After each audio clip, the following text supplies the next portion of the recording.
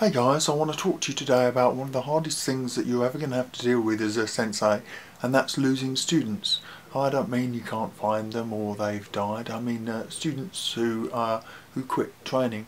Particularly in my style, GKR, it's quite common for students to come and go, and especially when you take over your own dojo for the first time, you can pretty much guarantee that many of the students who are there will leave quite quickly.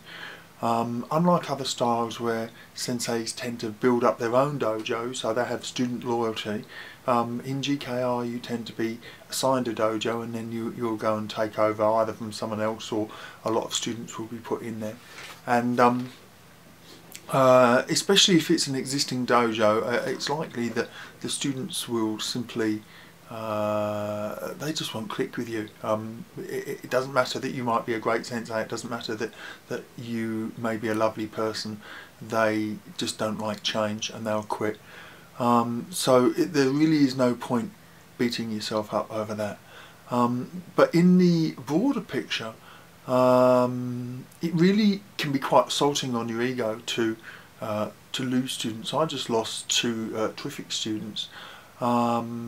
And I guess you can always look at a student loss as a personal reflection. A lot of senseis quit being senseis because of that. They just can't take it. They always take everything personally, and they assume it's because the students didn't like them.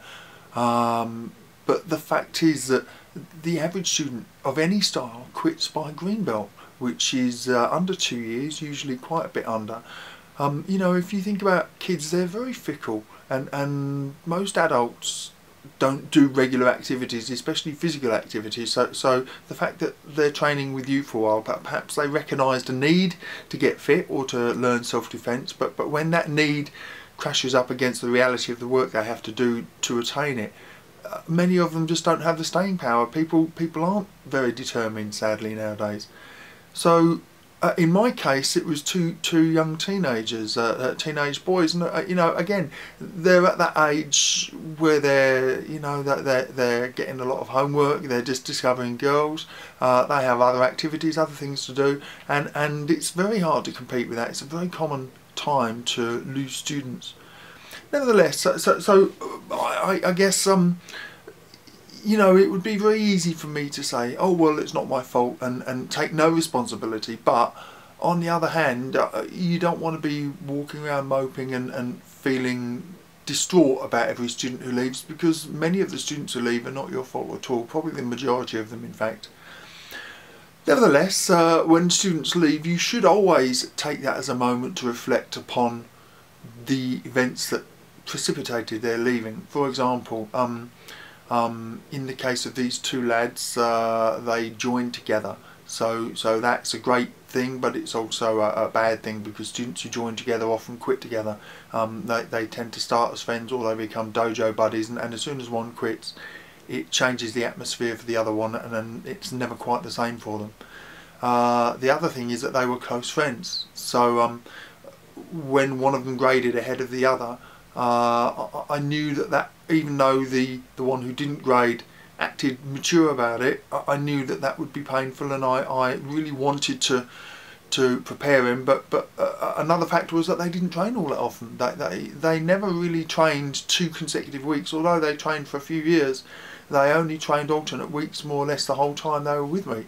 So they never really gained the momentum that they could have gained. So when the one who didn't grade saw his friend grade, which must have been uncomfortable for him, rather than digging his heels in and working harder, he just kind of took his foot off the accelerator altogether. And again, you know, you can only do so much for your students. You know, lead a horse to water, but you can't make it drink. I recognised that there was going to be an issue there, and I tried to give him extra care, but he wasn't there often enough to actually benefit from that extra care. Again, you know, I knew they both had other activities, and in actual fact there were 3 of them who joined, and perhaps the third one was never very committed, and he perhaps was more influential than I realised, you know. So I was always prepared for the fact that there was a danger that they would quit, because he quit quite early on. But as I said, we should always be considering if there's any responsibility we can take. Another common cause of students quitting, especially with the younger children, say 10s and under, is that they get disciplined. And perhaps they need to sit in a corner, or you even raise your voice to them. And it's very common for kids to quit straight away after that. And whenever I have to discipline a child, I try to let the parents know that night, so that the kids just can't go into a sulk and quit on the back of something that they precipitated. You know, obviously part of the benefit of karate is that it improves their discipline and their self-control, but that doesn't happen if they're allowed to quit as soon as they get a telling off. Excuse me. So that brings up another subject. Apart from Jiu-Jitsu, I've never trained in a style where if you miss a few classes they bother to call you. And that doesn't really say much for your value to the club. Now, I would say that I've saved many students over the years who went through low patches, and let's be honest, every single one of us has periods when we don't feel like training, and we have to have the self-discipline to keep training.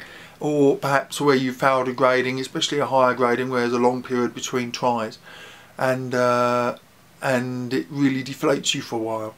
So with those students, they really require extra TLC for a while, and especially training to help raise the standard of whatever it was that they failed on.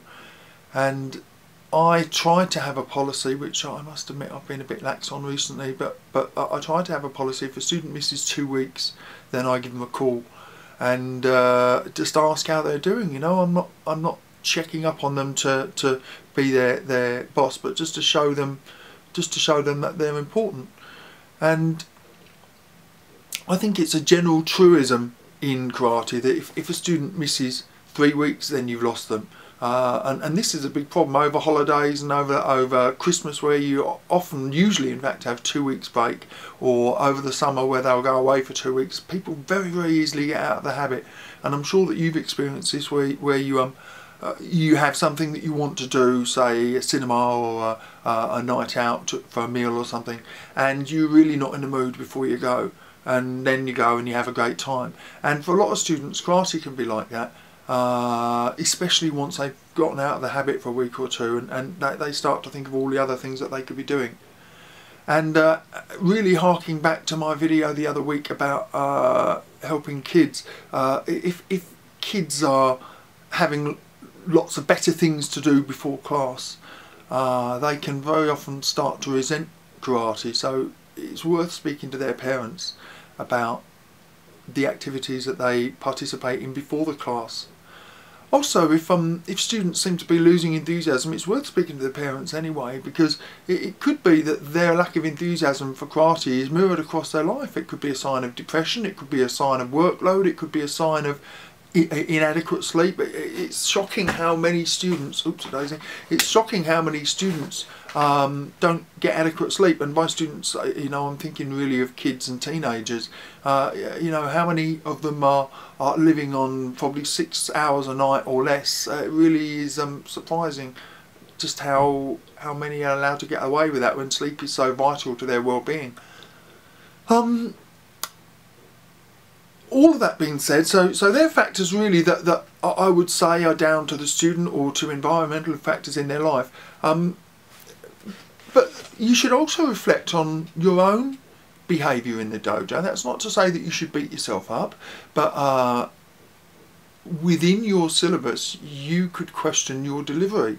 Have you fallen into a rut where you just do the same thing the same way every single time? Because whether you teach karate or kickboxing or taekwondo or whatever style you teach, if you just repetitively do the same thing with no variety of delivery, that's going to become boring for the most dedicated of students after a while. So you need to find a way to mix it up, even if you're doing the same type of keyhole or basics, such as punches, say.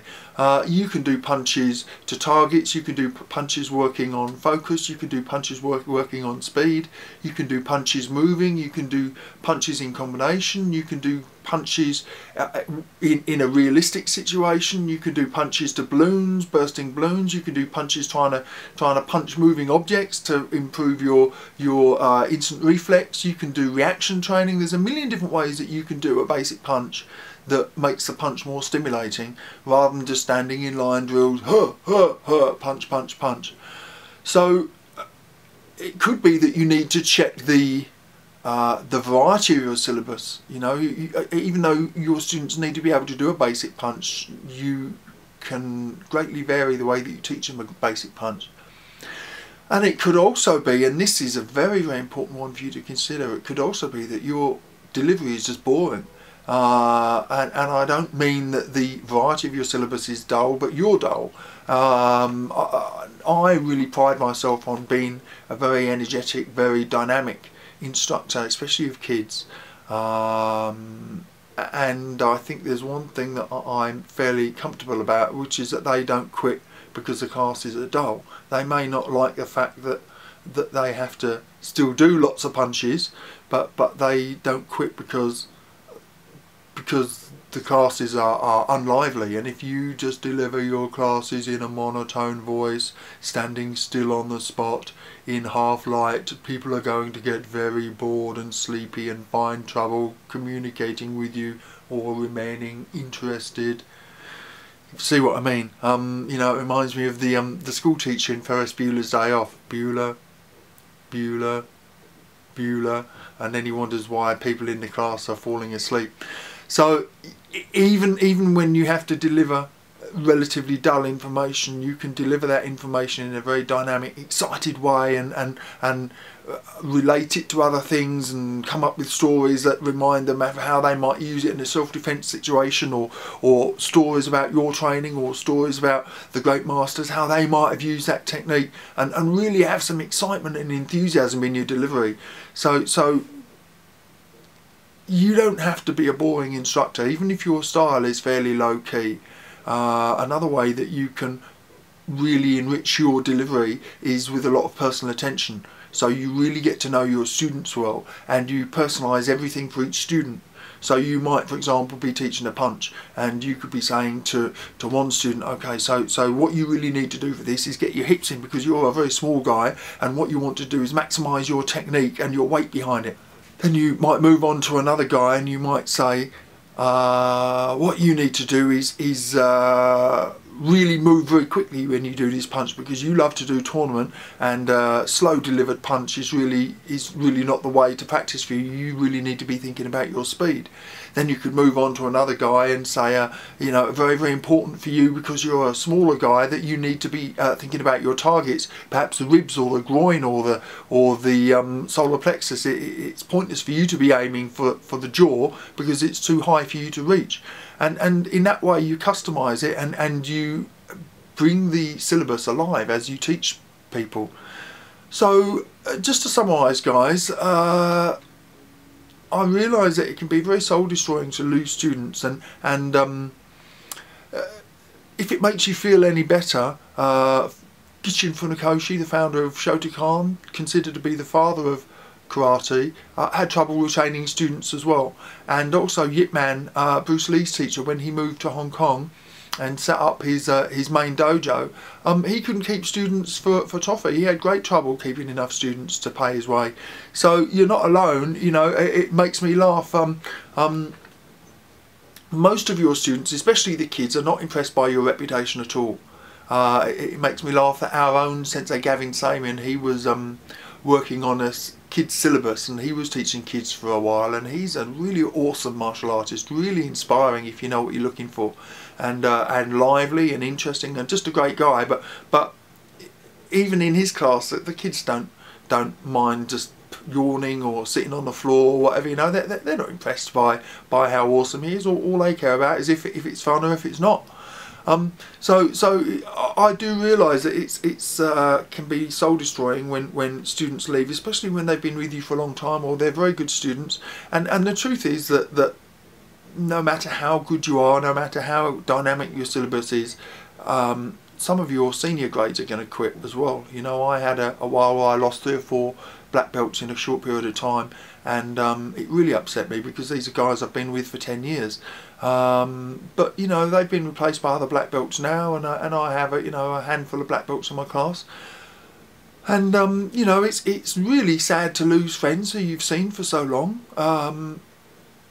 But it's the nature of the beast, you know. If you really care about your students, you want them to move on and eventually you want them to be thinking students. They're not your possessions, they're just your loans, and they've lent themselves to you in a way, and you're just a part of their martial arts journey. If you're lucky, you're a very long part of their martial arts journey, but for most of us, we're just part of the journey, and all we can hope is that we've inspired them enough to want to continue that journey somewhere.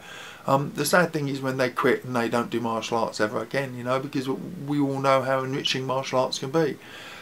But nevertheless, you know, whilst you should always be considering if you have any responsibility in the quitting of your students, you shouldn't take responsibility for every single person who quits, because most of the time people just aren't that dedicated, and it's pointless beating yourself up over students who quit. You take care.